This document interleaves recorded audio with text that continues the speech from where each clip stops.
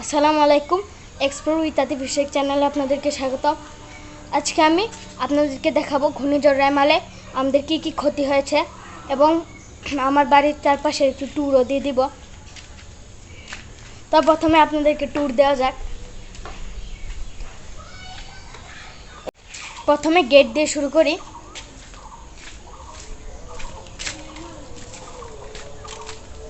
এই যে গেটটি, আপনাদের গেটটি পছন্দ হয়েছে কিনা আমাকে বলবেন কমেন্টে। আর চারপাশ দিয়ে বাউন্ডারি করে দেওয়া হয়েছে। এই যে দিক দিয়ে, আর বাউন্ডারি আমার বাড়ির চারপাশে দিয়ে করা আছে পুরা। আর এখানে পিলার দুটি বসানো আছে দোলনা লাগানোর জন্য। এখন আপাতত এই দোলনাটি বসানো হচ্ছে, পরবর্তীতে আরেকটি দোলনা বানানো হবে। আর এখানে দেখুন গাছ লাগানোর জন্য গোল গোল টবের মতো বানানো হয়েছে। পেয়ারা গাছটি আগে এই জায়গাতে ছিল, তারপর পেয়ারা গাছের পাশে এরকম গুল গুল করে বানিয়ে দেওয়া হয়েছে। দেখতে খুবই সুন্দর লাগে। উঠানের মধ্যে চারটি এরকম গুল গুল টবের মতো বানানো হয়েছে। আর দেখুন হাসনাহেনা গাছটিতে অনেক ফুল ছিল, এই যে এখানে ঝরে ঝরে পড়েছে অনেকগুলো।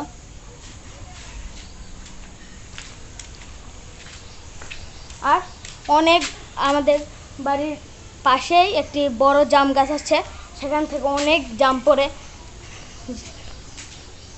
কাঁচা পাকা অনেক জাম পড়ে।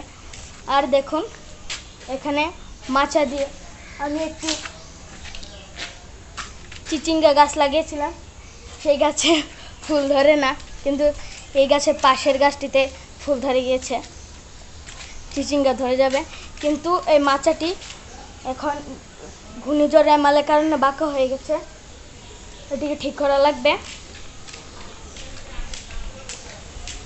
আর দেখুন অনেক কাঁঠালও ধরেছে চারপাশে, যেখানে অনেক কাঁঠাল। আর পেয়ারা গাছটিতে দেখুন ছোট ছোট পেয়ারা ধরেছে, এই যে ধরছে পেয়ারা।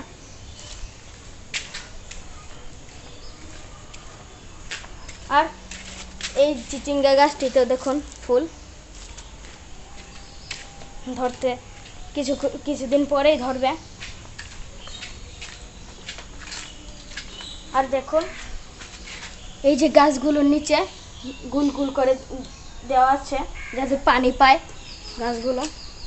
এই যে এখানে আরেকটি পেয়ারা গাছ, যেখানে আর পেয়ারা গাছের পাশেও একইভাবে চারকোনা করে দেওয়া আছে যাতে পানি পায় এগুলো। আর হাসনাহেনা গাছটি অনেক ক্ষয়ক্ষতি হয়েছিল, আমি রশি দিয়ে আটকে দিয়েছি যাতে মারা না যায় গাছটি।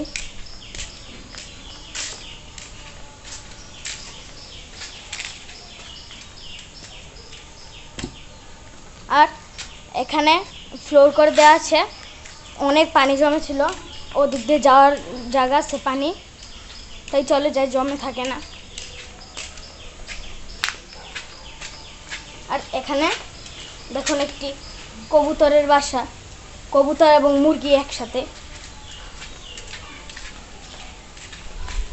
আর আগে ছিল এটি কবুতর এবং মুরগির বাসা, এটি এখন অপ্রয়োজনীয় জিনিসপত্র রাখবে এটির মধ্যে, এই কবুতর এবং মুরগির বাসাটিতে। আর পিছনেটিতে থাকবে এখন কবুতর আর মুরগি। আগে আমাদের অনেক কবুতর এবং মুরগি ছিল, তারপর কবুতর অনেক কমে গেছে, এখন মাত্র 3টা আছে। আর মুরগি সবগুলোই মরে গিয়েছে, আর নাই।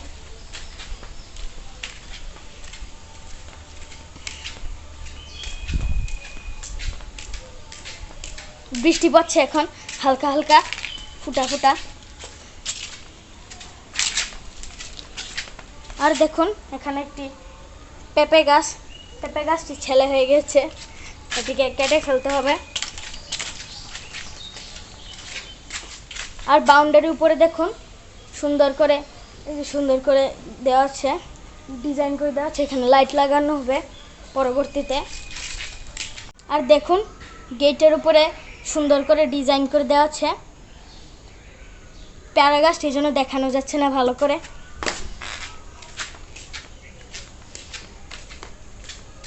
দোলনাটিতে এখন বসা যাচ্ছে না, কারণ ঘূর্ণিঝড় রেমালে এই অনেক বৃষ্টিপাত হয়েছে, দোলনাটিও ভিজে গিয়েছে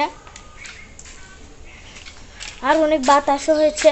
পুরো একটি পেয়ারা গাছই বাঁকা হয়ে গেল। আর এখানে আরেকটি পেঁপে গাছ আছে, এটিও কিন্তু বাঁকা হয়ে গিয়েছে। আমি খালিভাবে ওদিকে লাগিয়ে রেখেছি যাতে না পড়ে যায়, যদি মারা যায় তাহলে পরবর্তীতে তুলে ফেলবো।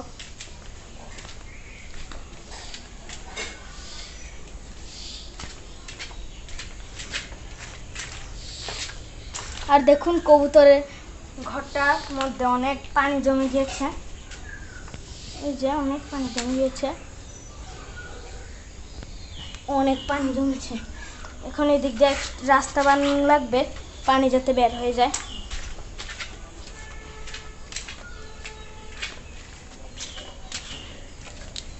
এখন ছাদে যাওয়া যাক, দেখি কিরকম হয়েছে।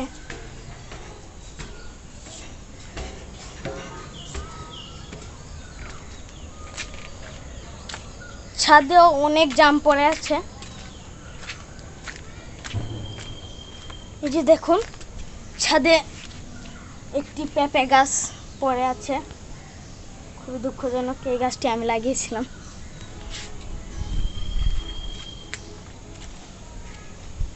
আর দেখুন এই মাচাটি বাঁকা হয়ে গিয়েছে। মাচাটিতে এই যে মিষ্টি কুমড়া গাছটা ছিল, মিষ্টি কুমড়া গাছটা এখন ছিঁড়ে গিয়েছে, মারা যাবে ঠিক গাছটি। আর এখানে পেঁপে গাছ আছে, পেঁপে গাছটি ভালো আছে, সে সালামতে আছে, কিন্তু এই মাচাটি ঠিক করা লাগবে।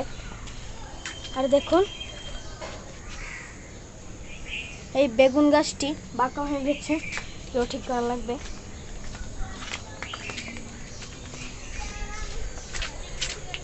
আর দেখুন এখানে গোলাপ গাছ, গোলাপ গাছটা, এখানে একটি গোলাপ গাছ আছে। ছাদেও এত বেশি ক্ষয়ক্ষতি হয় নাই,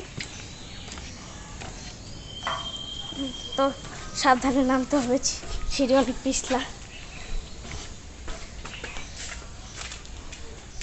তো আজকের ভিডিও এই পর্যন্তই। আমার ভিডিওটি যদি আপনাদের ভালো লেগে থাকে তাহলে লাইক, কমেন্ট, শেয়ার এবং সাবস্ক্রাইব করে আমার পাশে থাকবেন। Thanks for watching. আল্লাহ হাফেজ, বাই।